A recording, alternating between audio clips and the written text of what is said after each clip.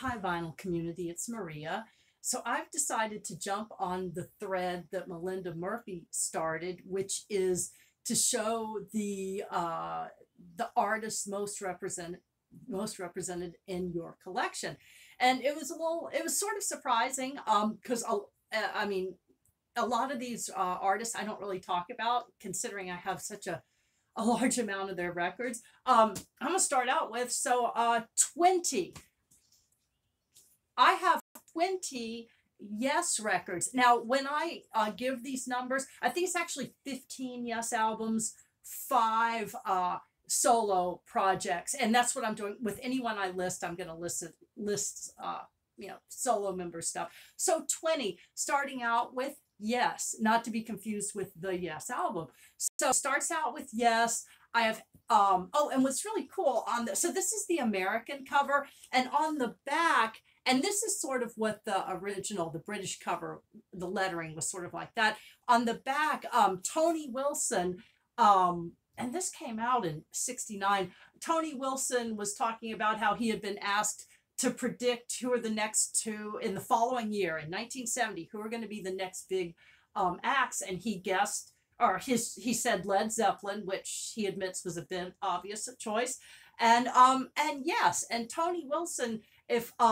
he ran Factory Records, he owned the Hacienda, and if you ever get a chance, see the film, oh my God, 24-Hour Party People. So anyway, yeah, Yes is my all-time favorite band. So I have every Yes album from 1969 up to I think this came out in '84. This is Yes, the solos on their 90125 tour.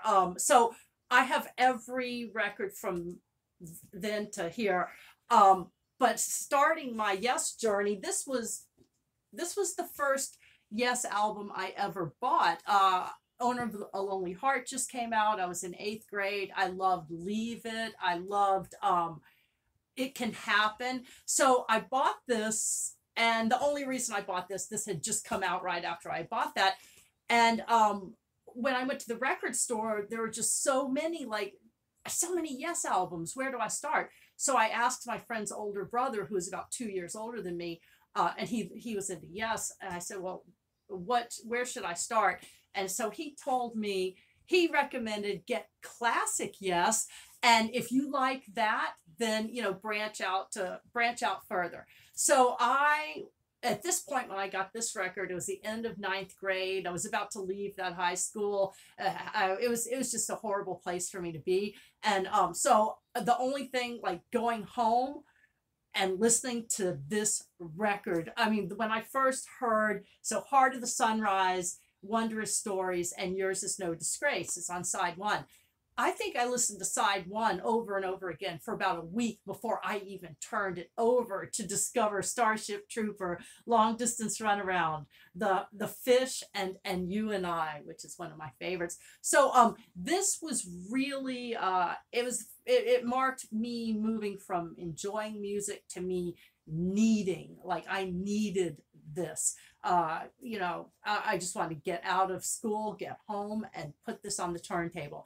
And yeah, so then that led to me buying, all their stuff up until around 19. Well, I did get Big Generator in '87, but I got it on cassette, and I don't know where that is. Oh, and there's some other ones that I love. Now, Relayer was incredible, and this is Roger Dean did a lot of the art for the covers, and then another one that I like, going for the one, this Hypnosis is who they used for this one, and this, for it being a single disc, has a fold out like this. You see the pictures of the band members, and these two are probably up there with my favorite Yes albums. And then the rest, I just pulled out I've got, the solo stuff. I've got Chris Squire, incredible bass player, Fish Out of Water. His nickname was the Fish because he spent so much time in the bathtub, apparently, just soaked for a long time. Rick Wakeman, incredible keyboardist. This is Journey to the Center of the Earth. This one, I don't even remember when I got it. In Search of Ancient Gods. And down here it says featuring Bill Bruford, you know, drummer who was in King Crimson, and yes, Steve Howe, incredible guitar player, Beginnings, and then a John Anderson solo. So 20 Yes records in my collection. I've seen them in concert 6 times.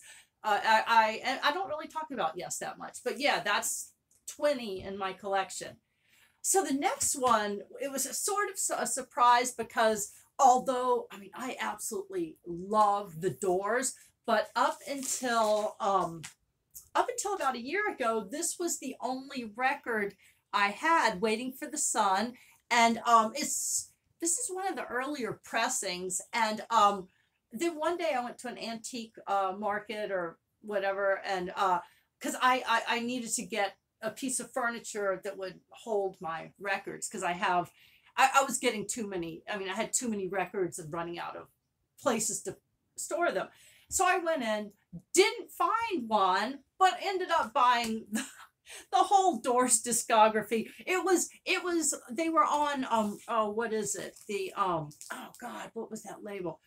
Shoot. Well, anyway, I got the whole all the studio albums, and then I think so Alive She Cried, of course, a live album, Absolutely Live. I think this, yeah, 2 discs of live music, and this one, Weird Scenes Inside the Gold Mine, and this is another double disc, pretty much a greatest hits record. And so I have this twice because this is an older pressing. And then Ray Manzarek, incredible keyboardist. This is a solo, the Golden Scarab. I don't know how to pronounce that. And so I count that. So I have 10 Doors albums, 1 Ray Manzarek. And I've read his biography. He is so cool. Or was, unfortunately, he's passed away. The next one, Kinks. The Kinks. I have 8. I really wish I had more. I have 8 Kinks records in my collection. Oh, and so I fell in love. This is how I discovered the Kinks. It was 82 or 83. I heard Come Dancin' on the radio. And it was actually the second song I ever called a radio station to request. And then like, hey, let's just buy the album, and Don't Forget to Dance. So this is how I discover State of Confusion, the Kinks. And then when 1984 hit, I got this. It's a double disc, and it's basically the Kinks, a complete collection, and it's, you know, Stop Your Sobbing. And my favorite, I'm Not Like Everybody Else. They have Till the End of the Day, Who'll Be the Next in Line, Dedicated Follower of Fashion, See My Friends, Tired of Waiting for You, All Day, All the Night, You Really Got Me. So it was the 20-year, it was 1984, and this was like a 20-year celebration. Let's put this out. So that's how I discovered their older stuff, and then went on to get, I have 8 of them, and I pulled out my favorite, which is the Kinks of the Village Green Preservation Society. And this I could have used in my video for perfect albums, and it's just Johnny Thunder, and then of course the Village Green Preservation Society, and they're singing about all the things they're preserving. It's such a beautiful little step into like Britain. It's incredible. And what else is on here? Oh, whistle a picture. Oh, Big Sky. They've got Big Sky. That's the best one. And yeah, I could have put that in my best album video as well. So Van Halen. So the number is 7, and here's how I got to that number. I have all 6 Van Halen albums because I don't count anything after. I only like Van Halen, not Van Hagar. So I have all 6. The first one, Van Halen 1, that could be on my list for best albums. And as we go through, and I've shown this, well, as long as I have them out, I might as well. I've mentioned this before. I absolutely love Diver Down. And I didn't realize till I was reading online, a lot of people don't think this is a great album. I guess because there's so many covers. I love this. I just absolutely, well, Where Have All the Good Times Gone? You know, speaking of the Kinks, and that is actually how that was another thing that got me into the Kinks was, you know, I heard Van Halen cover them, but I love little guitars. Of course, I like they cover Oh Pretty Woman, and of course we got 1984. So that's all six, and then I'm counting seven because I bought David Lee Roth Crazy from the Heat. It's an EP of covers, and when I bought this, it was still up in the air. Is he still with Van Halen? He just came out with his solo album. What's happening? And of course, that was the end of Van Halen. And I had never listened to anything post 1984. Okay, and then so Joe Jackson. I have 6 Joe Jackson records. I'm just going to pull out my favorite. So first of all, he is so accomplished. He can do, you know, pop, new wave, classical. This one, Joe Jackson's Jump and Jive. He's doing jive. He's doing swing music, and these are all covers. They're absolutely beautiful. And I really I want to do. Did I do a playing catch up video? Yes, I used to like a year or two ago, I would do videos called Playing Catch Up With, and I tell you how I got into a band or an artist. And so I did do a Joe Jackson Playing Catch Up with Joe Jackson. It's I might link it in the description if anyone's interested. Okay, now the Police. The Police. I have all of the Police studio albums. And so that's 5 plus Sting's first solo, which is, in my opinion, so The Dream of the Blue Turtles, in my opinion, this could be a perfect album. And then I pulled out the last Police album, Synchronicity, and this is also, I could consider a perfect album. I have the one where, you know, if you hold it up to the light, it's actually purple. And then I know the sleeves, there are different color patterns throughout the sleeves. And so, you know, figure out which one this is. But it is one that is on the purple. And I didn't know that for a good 2 or 3 decades. I saw a video and I'm just like, oh my gosh, it is purple. So yeah, the Police, what was that? I have 6. Oh, and if anyone needs, this is really weird, I have 2 copies of the disc for Ghost in the Machine if anyone needs the disc without a sleeve. And another strange coincidence, when I finally found this on CD at Goodwill, I brought it home. It has 2 of The Dream of the Two Turtles. So anyone, if you want the disc, the CD, Dream of the Blue Turtles, or the disc for Ghost in the Machine vinyl, I'll ship it to you. Just pay the cost, because I do have those extras. It probably might be easier just to find someone in Atlanta just to give it to instead of shipping it.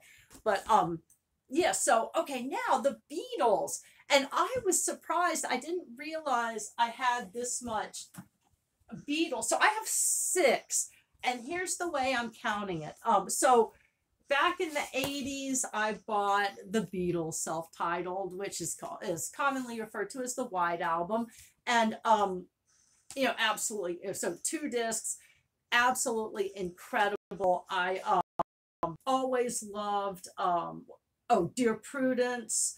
Oh gosh, which is the one that I used to always play?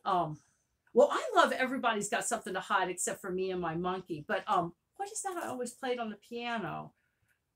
It's Martha, My Dear. Oh, Martha, My Dear. And I Will. I love the song I Will. I play that. So I've got the White Album. And then recently, and one of my favorite album covers of all time, I got Sgt. Pepper's Lonely Hearts Club Band. There we go. then, because I'm also including like solo, I have John Lennon and Yoko Ono double fantasy.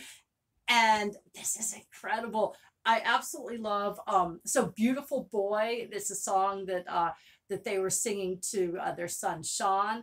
And Woman is absolutely incredible, and just like starting over. And this is it's oh, and then they thank, and I don't have my glasses here. It says, with special thanks to all the people unknown, known and unknown, who helped us stay in America, without whom this album would not have been made. So, and I know that like there's a lot of the trying to like not let John Lennon be here. I know people didn't like his politics, and he just loved America and loved New York. And so yeah, so this will be, I have two Beatles records, one John Lennon, Yoko Ono, and then I'm going to count my Julian Lennon, Velat. So this is John Lennon's oldest son, and this came out in 84, 84, yeah. And Velat, the title song, is incredible. But my favorite is Say You're Wrong. It's so beautiful. So, oh, so that's four. And then I've got some 45s, and I'm gonna tell you, these were my mother's. And my mother, like, I know my mother listened to Elvis. My mother was born in 1934. So I know she listened to Elvis. I had no idea that she ever bought any Beatles 45s. So this one, so From Me to You, oh, and Please Please Me, and the other we got Twist and Shout, and There's a Place. So during the summer of 2020, and I had a little bit of time because I wasn't able to work, I was looking, and one of these, so it's been a while, so my memories, one of these was put out through, apparently my mom was a member of a fan club and ordered the 45. It was through the fan club, and somehow it and I can't remember which one it was. Some of our Beatles enthusiasts might be able to tell me, or maybe it's been so long it slipped my mind, but I think one of these is worth more than it usually would have, because my mother, and that's something I found out about my mother. My mother was, and she joined a fan club, and loved the Beatles. So yeah, so thanks to my mom, I have 6 Beatles records, well, 4 and 2, in my collection. Now, Marshall Crenshaw, who I talk about a lot, and I've brought this album out as probably a perfect album. Any song on here could have been a single, could have been a hit.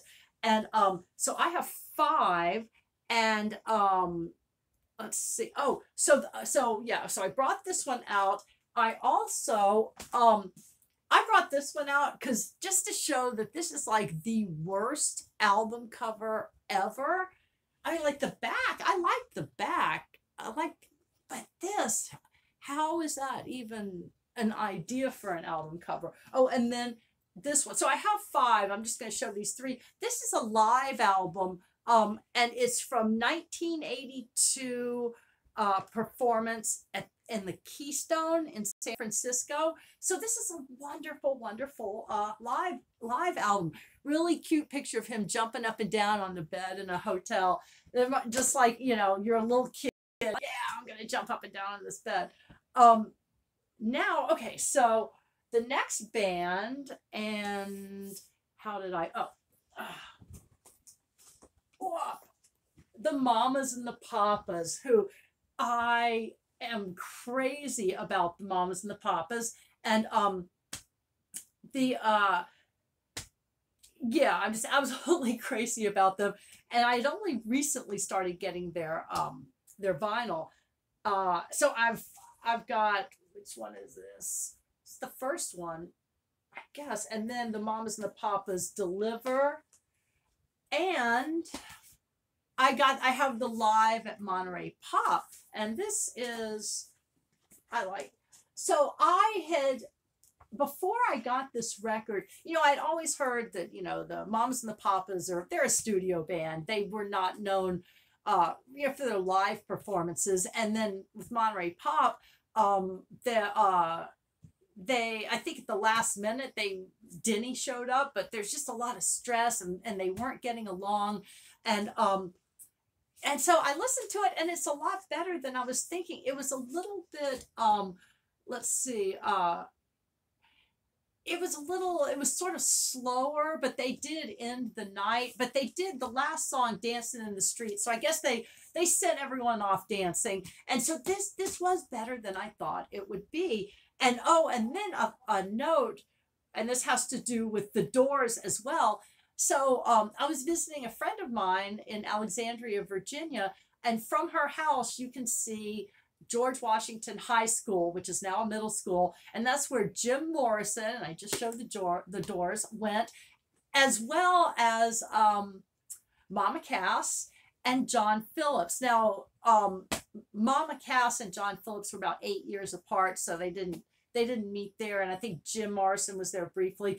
But yeah, from my friend's house, I could see George Washington High School, which is now a middle school, and anyway, so okay, so the Moms and the Papas, that was three, and then I've got a Mama Cass, because she was so talented, and like if I could, have anybody's voice, it would be Mama Cass's, because I love to sing. I just don't sing well, but so Bubblegum Lemonade and Something from Mama, and really great solo album. And then I also have her on the Mugwumps and Denny as well. So this is and what makes this so interesting, this came out in 67, but like it's being touted as this historic recording, because they're saying that they're like a late summer of 64, and they and it even shows who's who. You can see the there's Zal, Denny, Cass, Jim, and so anyway, it's 1967, and all these people have found fame outside of being in the Mugwumps, and so in 67 they put this out because all these people were so famous. They're like, this is this historic recording we've unearthed from 1964, but so yeah, so of course Denny and Cass went on to be part of the Mamas and the Papas. The Zal was part of the Love and Spoonful, and Jim was in a group called the Lamp of Childhood. So it's this historical mono pressing. So that's 5, and then the last person, Bob Dylan, and I have 4 of those. I have a double disc.